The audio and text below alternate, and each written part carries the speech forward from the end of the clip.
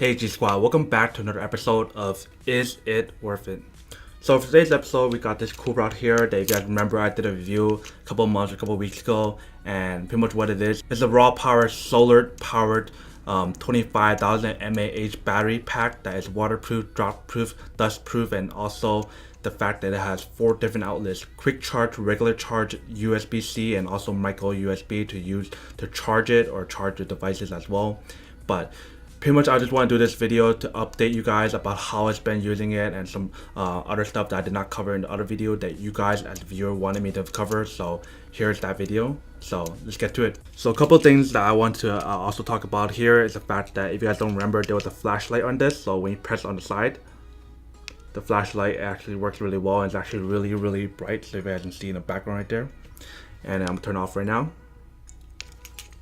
And then what I didn't test last time that I actually got was this little device right here that you guys can track to see how much voltage or how much power is actually coming out of the product, to actually find out whether or not the product is actually as good as it say it is and whether or not it's generating the power that it promised that it's supposed to be. So pretty much what we have here is tester to test how much voltage, and then the cable to test the quick charge capability, and the regular charge capability is how fast it's going. And then we're going to also test of how fast it uses each one of these outlets, which is the regular USB, the quick charge USB, the micro USB, and also the USB-C. So we could get to it right now. So first thing first, let's actually test the regular charge to see how it works. So before we do that, I had to dim the light so you guys can see the actual product right here of how much voltage is coming out. So excuse the lighting. Pure darkness. Alright, so first thing first, let's actually plug it onto here. So if you guys know right there, there's a quick charge and then the iSmart, which is the regular charge. But we're gonna plug it in right now to see how much it actually charges. Alright, so as soon as we plugged it in, it actually shows that it's powered on. But in order to see whether or not it actually charges and how fast it charges, we had to plug in the actual product. So for me, it took me a while, but I had to drain the power a little bit so you guys can actually see the full effect of it, of whether or not it actually charges as fast as it says it does. Because when you're using a smartphone device and you charge at 90% or 99%, it slows down the charge a lot. So for me, I have to drain it all the way to 46% right now before we actually see the voltage. So yeah, if you guys can see the number on there, right now it's showing that it is using around 8 watts of charge, which is 5 voltage of how much is being charged right now onto my phone. Right there, if you guys can see. So it's around 8 voltage for the regular iSmart charger slot. So now that we did that, let's actually plug it into the quick charge and see how much is that charge. Alright, so now it's in the quick charge. Let's see what's the number on there now.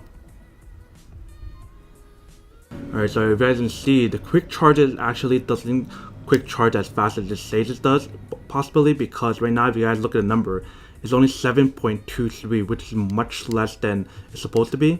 But maybe this is because I'm using this digital tester. It's not the actual cable itself that's using it to actually quick charge. That might be the case, but as right now, looking at the numbers, you guys can see the quick charge is actually much slower for the voltage. So let me do it one more time to show you guys what I mean.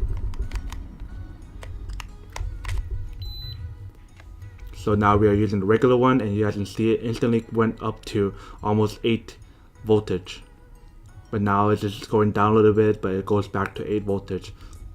So the iSmart technology one is actually faster quick charge than the quick charge based on what we're seeing right here.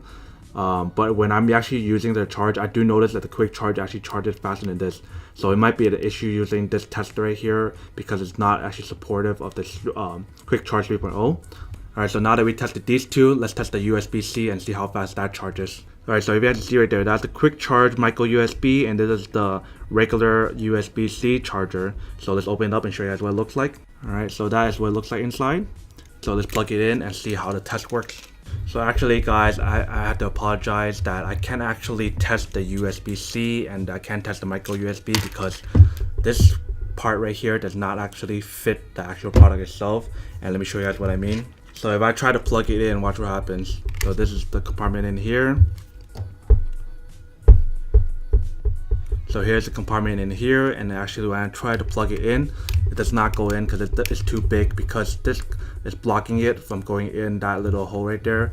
I plugged it in here because there was more room for it to go in, but this one has a much smaller gap for it to go in, and especially since it's waterproof, made for waterproof, it doesn't fit in. So we just have to go by based off the USB outlet of how that works.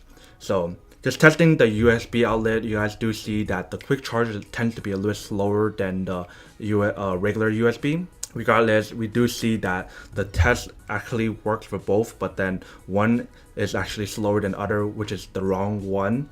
I'm not sure that they actually did something labeled wrong or did something wrong with this test. You guys can be the one who do the judgment of which one is better and whether or not this product is worth it. But in my case, I've been using this for a lot. I went for my Yosemite trip. I use it on my other trips. I use it for work when I'm traveling around. Like, it's heavy, it's big, but it's really nice to have. Like, even though solar power charges a lot slower and it takes a while, you can still use the micro USB slot to charge it, but then it's nice to have that solar functionality so that even if you leave it in the sun, sometimes leaving it out somewhere in the, like in the light, it still charges, even though it still charges while you're doing something else. But now that I did the test for you guys, I hope for those of you guys who requested for this video, that is exactly what you guys wanted to look for. And I do apologize, I can't do a test for the USB-C and the micro USB unless I can find like another tester to show you guys of evidence of whether or not it is what it says it is and how fast it charges. But other than that, that's pretty much it for this little update and testing of the product to give you guys the feedback a little bit more after a month or more of this product, of how it works and whether or not it is how exactly it says it does. If you guys like this video and you guys want to see more, then make sure to subscribe, like, and comment down below. And as always, make sure to comment down below and let you guys know of anything you guys want me to test or any feedbacks of things that I didn't cover. Then let me know in the comment section down below, and I'll be more than happy to make a video about that as well. But other than that, make sure to stay positive, be you, and I'll see you guys in the next episode of Is It Worth It? Peace. And then for today's G Squad fan shot, there we have